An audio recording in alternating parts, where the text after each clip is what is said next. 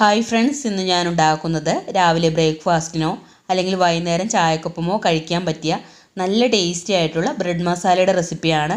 അപ്പോൾ വീഡിയോയിലേക്ക് പോകുന്നതിന് മുമ്പായി എൻ്റെ ചാനൽ ആദ്യമായാണ് കാണുന്നതെങ്കിൽ പ്ലീസ് ഒന്ന് സബ്സ്ക്രൈബ് ചെയ്യണേ. സബ്സ്ക്രൈബ് ചെയ്യുന്നതിനോടൊപ്പം തന്നെ തൊട്ടടുത്തുള്ള ബെല്ലൈക്കൺ കൂടി ഒന്ന് പ്രസ് ചെയ്ത് കഴിഞ്ഞാൽ ഞാനിടുന്ന വീഡിയോസിൻ്റെയൊക്കെ നോട്ടിഫിക്കേഷൻ നിങ്ങൾക്ക് ലഭിക്കുന്നതായിരിക്കും. അപ്പോൾ നമുക്കിതെങ്ങനെയാണ് ഉണ്ടാക്കണേ നോക്കിയാലോ.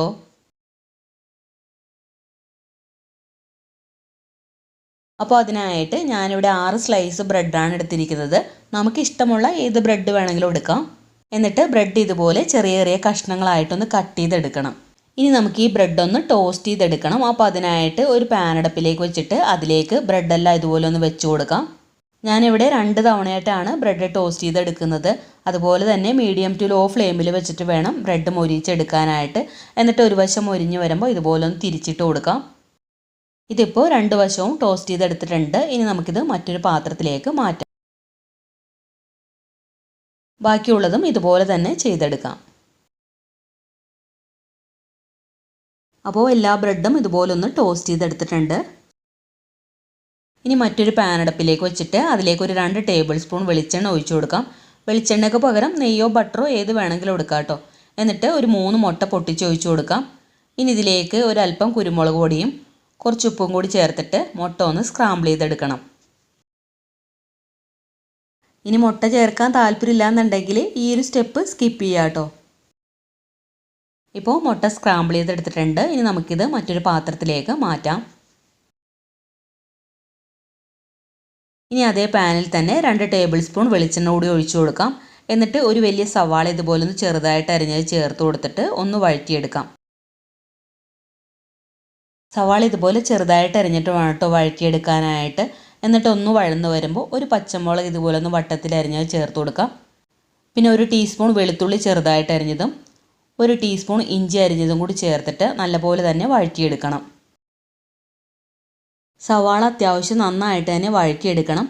അപ്പോൾ ഈ ഒരു പാകമാവുന്നത് വരെ വഴറ്റിയതിന് ശേഷം ഇനി നമുക്കിതിലേക്ക് കുറച്ച് പൊടികൾ ചേർത്ത് കൊടുക്കാം. അപ്പോൾ അതിനായിട്ട് 1/2 ടീസ്പൂൺ മഞ്ഞൾപ്പൊടി ചേർക്കാം. പിന്നെ വേണ്ടത് 1 ടീസ്പൂൺ മുളക് പൊടി. ഞാനിവിടെ എരിവുള്ള മുളക് പൊടിയാണ് എടുത്തിരിക്കുന്നത്.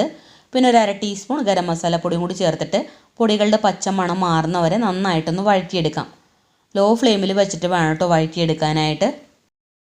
ഇനി ഇതിലേക്ക് ഒരു മീഡിയം സൈസ് തക്കാളി ഇതുപോലെ ഒന്ന് ചെറുതായിട്ട് അരിഞ്ഞതും പിന്നെ ഒരു ക്യാപ്സിക്കത്തിൻ്റെ പകുതി ഇതുപോലെ ഒന്ന് ചെറുതായിട്ട് അരിഞ്ഞതും കൂടി ചേർത്തിട്ട് എല്ലാം കൂടി നന്നായിട്ടൊന്ന് വഴറ്റിയെടുക്കണം.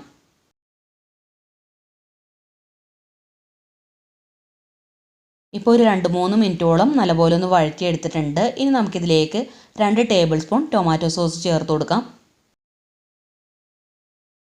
എന്നിട്ട് വീണ്ടും ഒന്ന് വഴറ്റിയെടുക്കണം. ഇനി ഇതിലേക്ക് കുറച്ച് വെള്ളം ഒഴിച്ചു കൊടുക്കാം. ഞാനിവിടെ ഒരു 1/2 കപ്പോളം വെള്ളമാണ് ഒഴിച്ചു കൊടുത്തത്.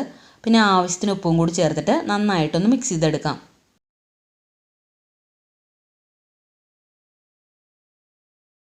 ഇനി ഒഴിച്ചു കൊടുത്ത വെള്ളം ഒന്ന് തിളച്ച് കുറുകി വരുമ്പോഴേക്കും നമ്മൾ ആദ്യമേ സ്ക്രാമ്പിൾ ചെയ്ത് വെച്ച എഗ്ഗ് ചേർത്ത് കൊടുക്കാം.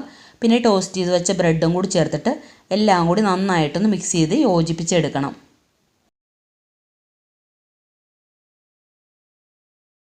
മസാലയെല്ലാം ബ്രെഡിൻ്റെ എല്ലാ ഭാഗത്തും നന്നായിട്ടൊന്ന് പിടിക്കത്തക്ക വിധത്തിൽ വേണം യോജിപ്പിച്ചെടുക്കാനായിട്ട്.